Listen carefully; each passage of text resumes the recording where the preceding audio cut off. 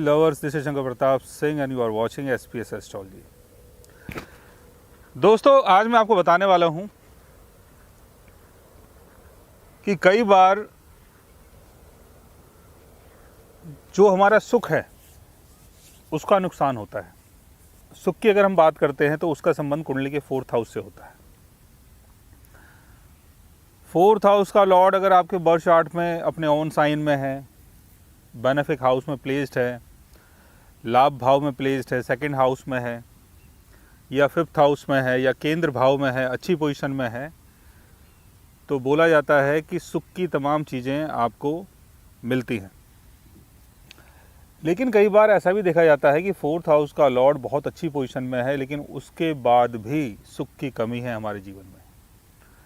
तो ऐसा क्यों होता है?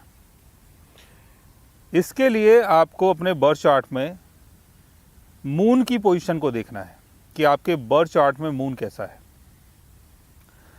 बिकॉज मून का संबंध आपके मटेरियल कंफर्ट से है, सुख से है।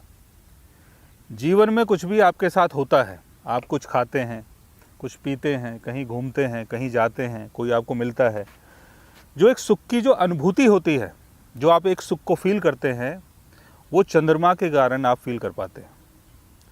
तो ऐसा चंद्रमा जो आपको सुख की अनुभूति करवाए, अगर वो खुद आपके बर्थ चार्ट में वीक हो जाता है तो सुख की अनुभूति आपको नहीं हो पाती है। बहुत सारे ऐसे लोग हैं जिनके पास बहुत पैसा है, घर है, पेरेंट्स है, हर चीज़ है, लेकिन फिर भी वो लोग दुखी रहते हैं। और दुख का कारण कुछ भी हो सकता है कि जैसे फैमिली तो है लेकिन फैमिली वाले अंदर से एक दूसरे को लाइक नहीं करते हैं। आपकी मदर है लेकिन मदर आपको लाइक नहीं करती हैं। परिवार में लोग एक दूसरे की बुराई करते हैं। तो ऐसे में आदमी सुख को कैसे फील करेगा? अगर आप सोचते हैं कि यार मेरे पास तो अच्छी गाड़ी है, अच्छा घर है, अच्छा पैसा है, तो मैं सबसे ज़्यादा सुखी हूँ, तो ऐसा नहीं है। बहुत सारे लोग, इवन आप भी अगर मेरी वीडियो को देख रहे हैं और आप भी इन सब चीज़ों को अगर फेस कर चुके हैं तो आपको भी पता होगा कि मटेरियल कंफर्ट से हमें सुख नहीं मिलता। लेकिन मटेरियल कंफर्ट भी बहुत ज़रूरी है,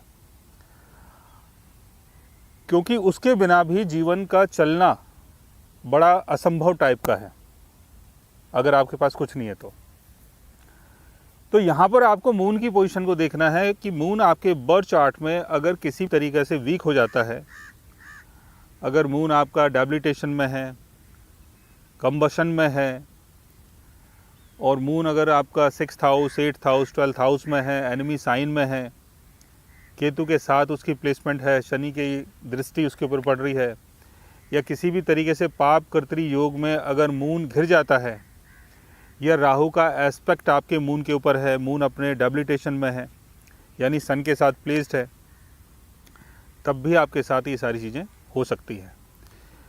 यानी सुख की तो चीज़ें हों लेकिन सुख की अनुभूति ना हो।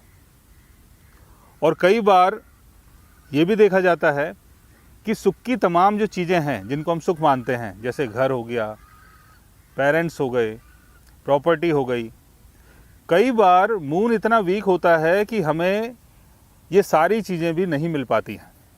ये जितनी भी मटेरियलिस्टिक चीज़ें हैं ये सारी चीज़ें हमें नहीं मिल पाती हैं, और उसके बाद भी आप सुख को फील नहीं कर पाते हो, क्योंकि सुख को फील करने के लिए चीज़ों का होना बहुत ज़रूरी होता है जिससे आप सुखी हो पाए, जिससे आप सुख को फील कर पाए।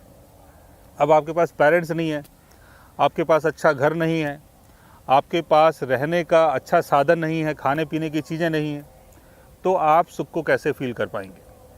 और दूसरी तरफ ऐसे लोग हैं जिनके पास सब कुछ है लेकिन उनके पास फिर भी सुख नहीं है, क्योंकि आपस में ऐसी कंडीशन है उनकी कि एक दूसरे को पसंद नहीं करते हैं। तो यहाँ पर मून अगर आपका वीक हो जाता है, अपने डेबिलिटेशन में होता है, और मून अगर 6th house, 8th house, 12th house में होता है, एनिमी साइन में होता है, राहु शनि केतु से कहीं भी किसी भी तरीके से अगर उसका कोई कांटेक्ट बनता है, या पाप कर्तरी योग में अगर आपका मून चलित चार्ट में या मून चार्ट में या लगना चार्ट में अगर उससे भी अगर वो किसी भी तरीके से अगर वीक हो रहा है, या D9 चार्ट में आपका मून अपने डेबिलिटेशन में है, D1 चार्ट में तो ठीक है लेकिन D9 चार्ट में अपने डेबिलिटेशन में है, तो कंफर्ट्स का लॉस होता है। सो गाइज, आज मैंने आपको बताया कि कई बार हमें सुख की चीज़ें नहीं मिल पाती हैं। अगर आप भी जानना चाहते हैं अपने मून के बारे में, तो उसके लिए आप हमारे चैनल को सब्सक्राइब कर सकते हैं। और अगर आप हमसे बात करना चाहें, कंसल्ट करना चाहें, पर्सनली हमसे मिलना चाहें, तो आप हमारी वेबसाइट के थ्रू, हमारे व्हाट्सएप के थ्रू हमसे मिल भी सकते हैं, बात भी कर सकते हैं। और गाइज़, आप हमसे कंसल्ट भी कर सकते हैं। So guys, take care, love you all and good bye.